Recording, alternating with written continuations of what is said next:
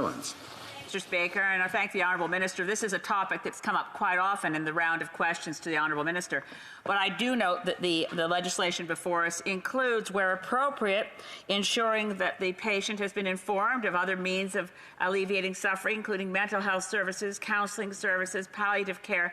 And I wish to ask the Minister again for some real specifics. We clearly are nowhere near having adequacy in any of these areas. So it's fine for the legislation to say the patients may be advised of access to these things, but access is inadequate.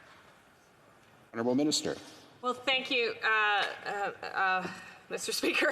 I thank the member for her question as well, because I agree, as the Minister of Health, that's part of my job, is to improve access to health care across Canada, and certainly wouldn't be my mandate letter to improve that if in fact we thought that everything was perfect. But we do know that the work is underway with the provinces and territories. I mentioned the $10 billion investment that happened a couple of years ago. Obviously in my mandate, things like access to primary care, improving supports for addictions and treatment in communities, these are the kinds of things that the Prime Minister has asked me to do. In the meantime, we know that Canadians also want to have autonomy at the time of their death. And so this is an important balance that we have to strike. We have to make sure that we're continuing to work in ensuring that Canadians have equal access to services all across the country. The legislation says that people need to be made aware of services in their community and available to them, so that in fact they are fully aware that the choice they're making is truly one that reflects their own particular circumstance.